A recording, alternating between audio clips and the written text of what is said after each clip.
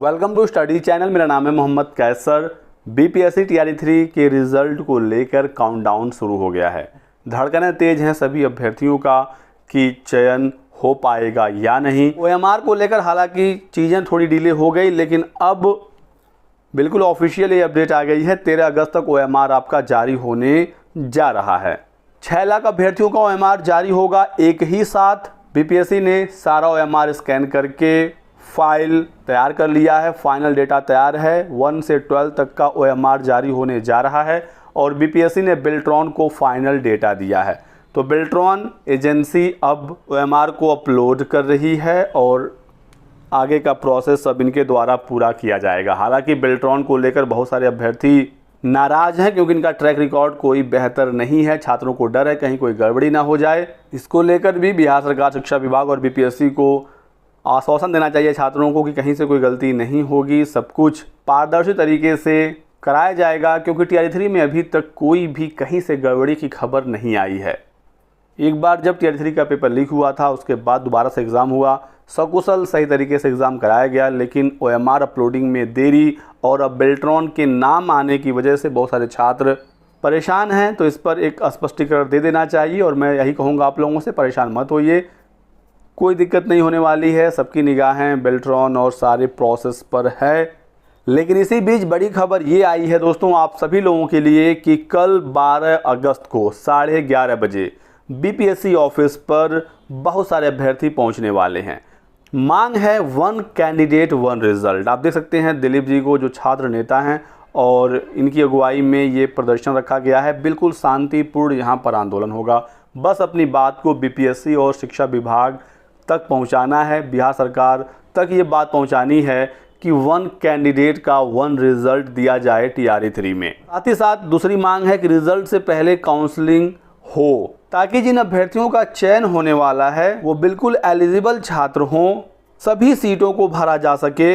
यही कोशिश है और यही मांग हमारे द्वारा भी लगातार शुरुआत से उठाई जा रही थी, क्योंकि टीआरई 1 और टीआरई 2 की बहुत सारी सीटें खराब हो गई। उन सीटों पर नियुक्ति हो ही नहीं पाई। इस बार सीटें भी कम हैं। टीआरई 1 और टीआरई 2 की तुलना में 87,700 के आसपास सीटें हैं। यदि सभी सीटें नहीं भरती हैं, मान लीजिए आप 50,000 60,000 सीटों पर ही नौकरी देते हैं, तो कट ऑफ तो हाई चला ही जाएगा। ये है टीआरई 3 का ऑफिशियल नोटिफिकेशन। देख सकते हैं 87,774 पद हैं। ठीक है, जितने पदों पर विज्ञापन जारी हुआ है, टोटल पद इसी भर्ती से भरे जाएं, यही मांग है सभी छात्रों की।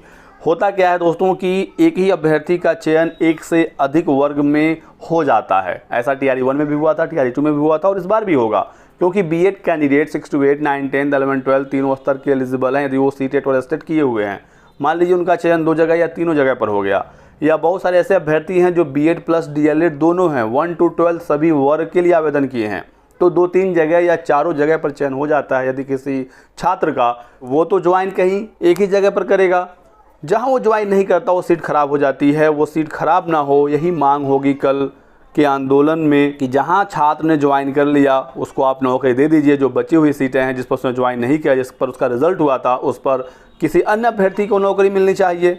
अब प्राइमरी में 28 और 26 सीटें हैं। यदि 15-20 हज़ार लोगों को ही नौकरी मिलती है तो कट ऑफ तो हाई जाएगा ही जाएगा। सभी सीटें भरेंगी तो फिर 87,774 लोगों को नौकरी मिल सकेगी और ये होना भी चाहिए। जितने पदों पर विज्ञापन जारी हुआ है उतने पद उसी भर्ती से, उसी परीक्षा से भरना चाहिए।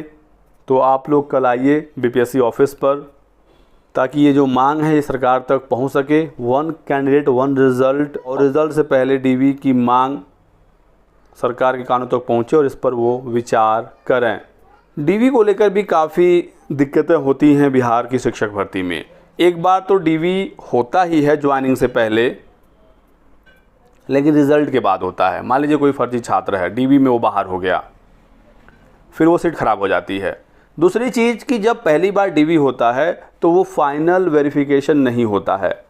फर्स्ट बार जो डीवी होती है उसके बाद प्रोविजनल ज्वाइनिंग लेटर दे दिया जाता है, अभ्यर्थी ज्वाइन कर लेता है, लेकिन उसके बाद वेरिफिकेशन होता रहता है। फाइनल वेरिफिकेशन में बहुत सारे बच्चे बाद में बाहर कर दिए जाते हैं।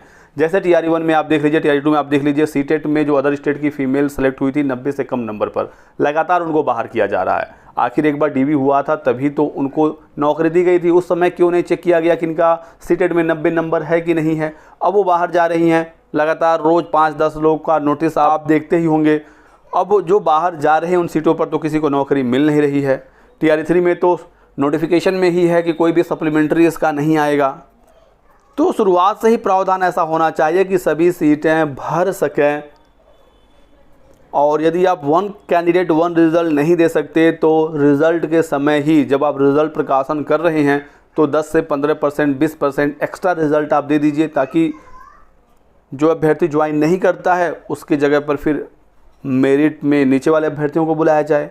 मेन मुद्दा यहाँ पर ये है कि जितने पदों पर विज्ञापन आया है, यदि उतने पद भरे जाएंगे तो ही जाकर 87,774 लोगों को नौकरी मिल सकेगी, और यदि सीटें बचाई जाएं तो फिर कट ऑफ हाई जाएगा और उन्हीं पदों पर बार बार विज्ञापन निकाल कर सरकार दिखाएगी कि हमने इतने पदों पर भर्ती कराई है।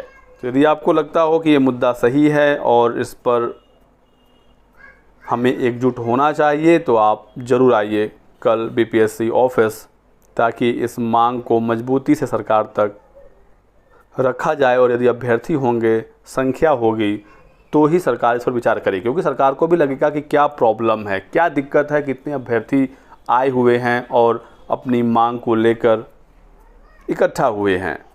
तो यही कुछ जानकारी आपको देनी थी। वीडियो को लाइक कर दीजिएगा, चैनल को सब्सक्राइब कर लें और हमारे साथ बने रहें। Thanks for watching.